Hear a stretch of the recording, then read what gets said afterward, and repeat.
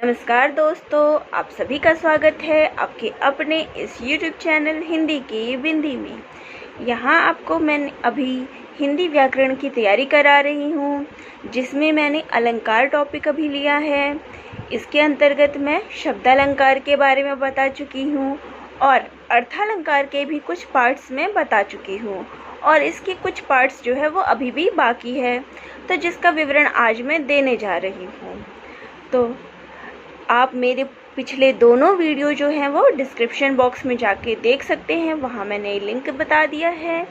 तो चलिए आज हम अर्थालंकार के जो बच गए थे उनकी तैयारी करते हैं। इसके अलावा मैं आपको अर्थालंकार के और शब्दालंकार के ही 10-10 उदाहरणों के साथ अलग से एक वीडियो बनाई हूँ, जिसमें आपको मैंने हर एक का 10-10 उदाहरण दिया है और इसके अलावा मैं आपको 100 प्रश्नोत्तरी भी इसके करवाऊंगी, जो अलंकार पे आधारित होंगे और पिछले वर्ष के परीक्षाओं में भी आए होंगे। तो चलिए पहले आज हम जो अर्थालंकार के पार्ट्स बच गए हैं उनकी शुरुआत करते हैं।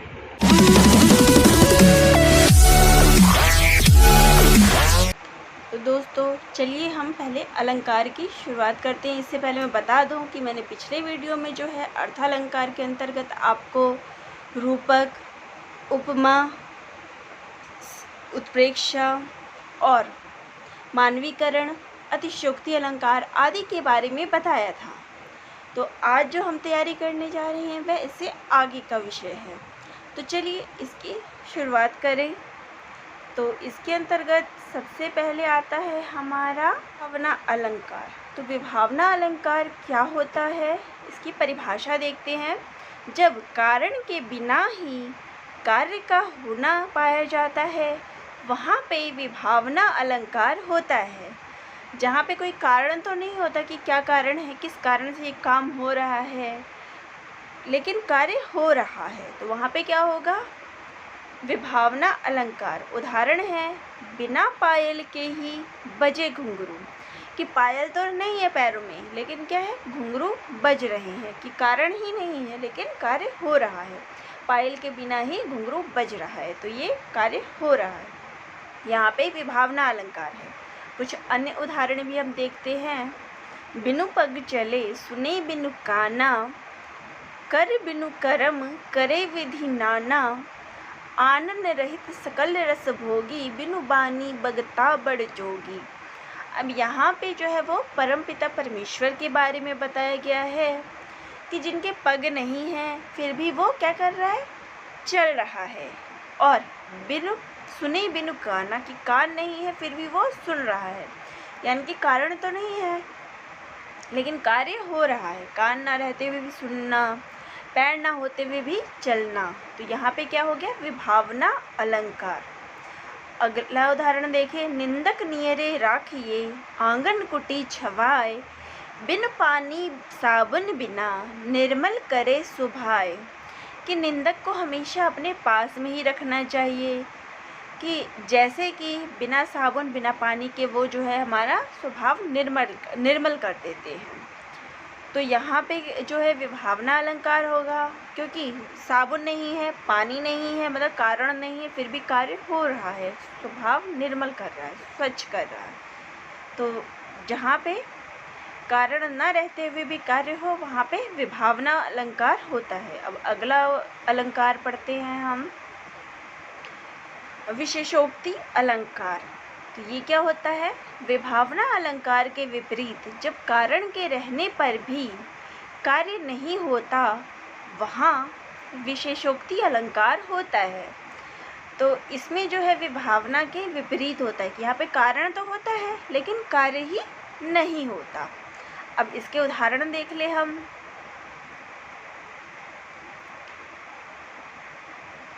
सुनत जुगल कर माल उठाई, प्रेम विविश पहिराऊ न जाई, कि मतलब यहाँ पे कहा गया है कि माला होते हुए भी पहनाई नहीं जा रही है, कि कारण तो है, यानी हमारे पास माला है लेकिन वो पहनाई नहीं जा रही है, कार्य नहीं हो रहा है, तो यहाँ पे विशेषोक्ति अलंकार होगा।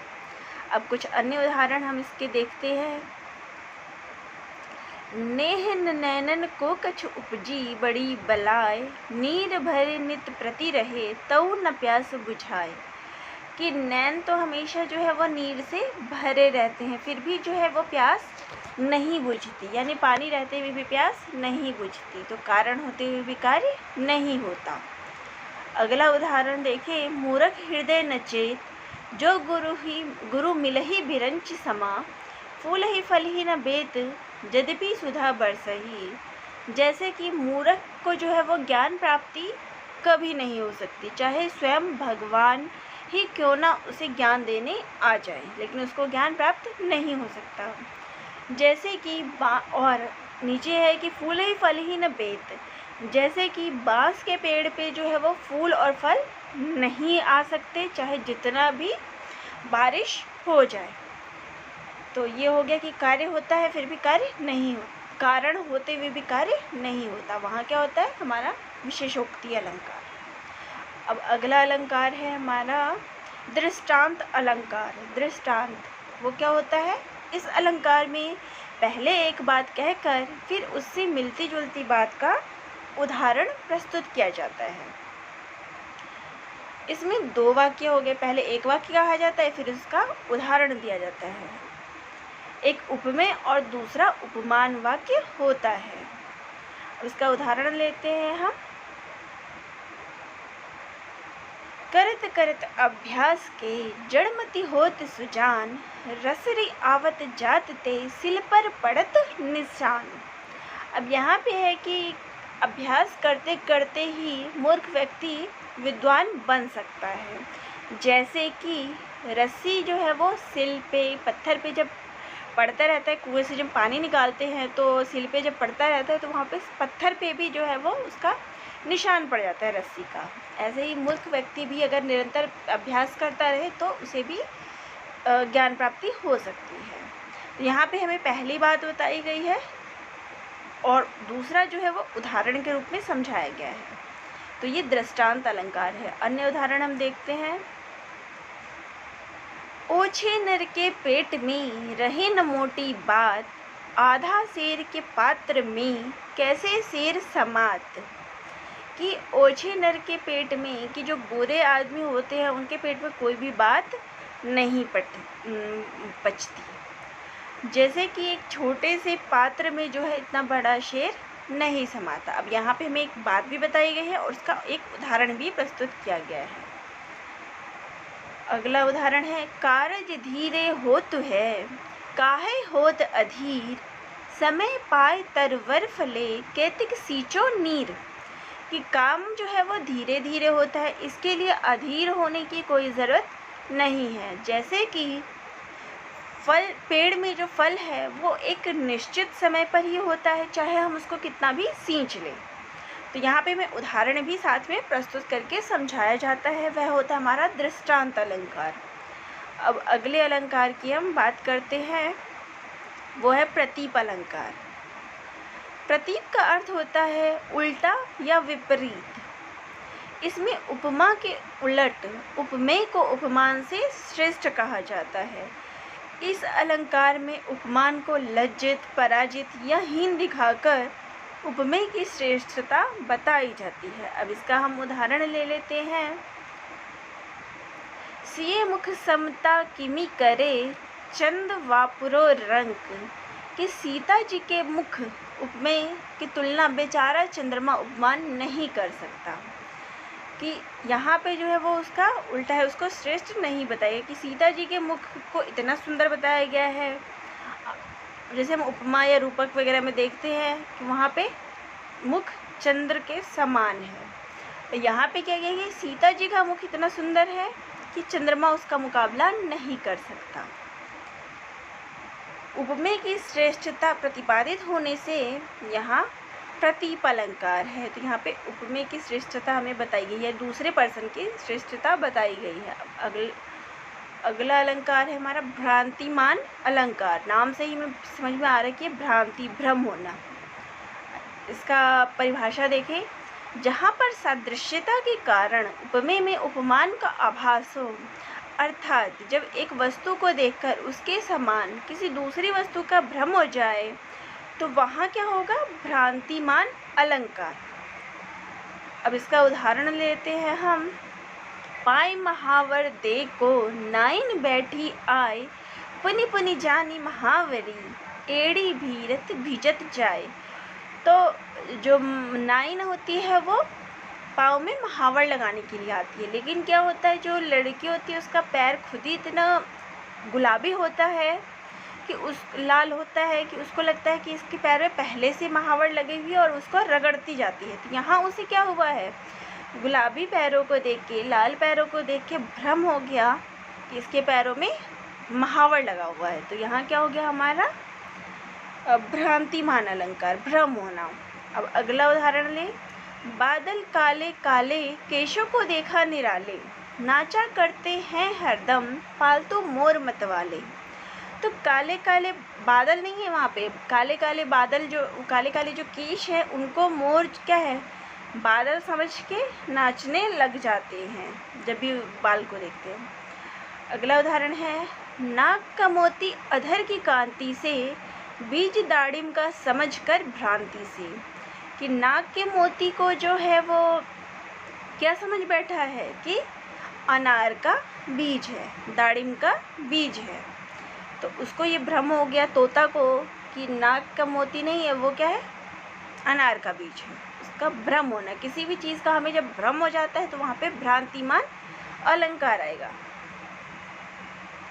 अगला हम देखते हैं संदेह अलंकार, जिसमें हमें संदेह हो जाता है किसी बात का। जब उपमेय से साम्यता के कारण उपमान का संशय हो जाए, देखकर यह निश्चित नहीं हो पाता कि उपमान वास्तव में उपमेय है या नहीं, जब यह दुविधा बनी रहती है तो वहाँ पे संदेह अलंकार होता है। संदेह नाम से ही में जहाँ किसी बात को लेके में संदेह हो जाए कि ये चीज़ है कि नहीं है, तो वहाँ संदेह अलंकार होगा। इसका उदाहरण है। साड़ी बीच नारी है कि नारी बीच साड़ी है, नारी ही की साड़ी है कि साड़ी ही की नारी है। तो यहाँ पे भ्रम है कि यहाँ पे जो संदेह हो रहा है कि साड़ी के बीच नारी है कि नारी के बीच साड़ी है। तो साड़ी ही की नारी है कि साड़ी ही की नारी है, मतलब यहाँ पे संदेह हो रहा है कि साड़ी के अंदर जो है वो नारी है कि नारी के ही अंदर साड़ी है। तो ये संदेह भ्रम में डाल रहा है, संदेह अलंकार होगा। अगला उदाहरण देखते हैं। कहूँ मानवी यदि मैं तुमको, तो ऐसा संकोच कहाँ, कहूँ दानवी तो मैं तुमको, ऐसा लावण्य लोचन कहाँ, वन देवी समझूँ तो वह तो होती है भोली भाली। तो यह वाक्य जो है वो लक्ष्मण जी के द्वारा कहा गया है। जब शूर्पणखा जो होती है वो उनसे विवाह का प्रस्ताव रखती है, तो उसी समय वो लक्ष्मण के समीप जब जाती है तो लक्ष्मण जी के मुंह से यही बात निकली है कि अगर मैं तुम्हें मानवी कहूँ तो ऐसा नहीं लग रहा, दानवी कहूँ तो उसमें भी जो दानव के अंदर वैसी भी तुम नहीं लग रही हो, और वन देवी समझो तो वन देवी तो बहुत भोली भाली होती है। तो यहाँ उनको जो है वो शूर्पणखा को देख के क्या हो रहा है, संदेह हो रहा है कि ये असल में है कौन। तो जहाँ पे भी हमें किसी बात का संदेह हो तो वहाँ क्या होगा, संदेह अलंकार। अगला अलंकार, अगला जो है वो हमारा ये अलंकार था शब्दालंकार और अर्थालंकार। तो ये अर्थालंकार यहीं पे ख़त्म हो गया हमारा, और ये तीसरा अलंकार होता है। मेन जो है वो 3 अलंकार होते हैं, शब्दालंकार, अर्थालंकार और उभयालंकार। तो मैंने शब्दालंकार के बारे में भी आपको बता दिया था और अर्थालंकार के बारे में भी बता दिया था, उसके कुछ पार्ट्स रह गए थे तो वो ये थे। अब लास्ट हमारा है उभया अलंकार। तो ये क्या होता है, जहाँ शब्द और अर्थ दोनों में चमत्कार निहित होता है वहाँ उभया अलंकार होता है। जहाँ पे शब्द भी होता है और अर्थ भी होता है वहाँ क्या होगा, उभया अलंकार। इसका उदाहरण है। कजरारी अखियन में कजरारी ना लखाए। अब यहाँ पे जो है हमें शब्द भी मिल रहा है और अर्थ भी उसका यही दे दिया गया। कजरारी अखियाँ की, कजरारी अखियाँ में कजरारी ना लखाए, काजल ना लखाए। तो हमें शब्द भी मिल रहा है और उसका अर्थ भी मिल रहा है, और दोनों के अंदर जो हमें वो चमत्कार प्रदर्शित हो रहे। दोनों चीज़ों पे यहाँ पे जोर डाला गया है। तो यहाँ क्या होगा, हमारा उभय अलंकार, जहाँ पे शब्द और अर्थ दोनों दिए गए हो वाक्य में। अब यहाँ पे हमारा वीडियो आज का समाप्त होता है। अगले वीडियो में मैं आपको 10-10 उदाहरण प्रस्तुत करूँगी इन सब के। तो अगर मेरा वीडियो आप सभी को पसंद आया हो तो प्लीज़ इसे लाइक, शेयर और सब्सक्राइब करना ना भूलें और बेल आइकन को ज़रूर दबाएं ताकि मेरे नए नए वीडियो को आप देख सकें। और तो आपके पास कोई सुझाव हो तो वह भी बताएं। मेरी वीडियो में कोई त्रुटि हो या कोई चीज़ आप और चाहते हो कि मैं उसमें बदलाव करूं तो वह भी बताने का प्रयास करें। तो दोस्तों, आप सभी का बहुत बहुत धन्यवाद।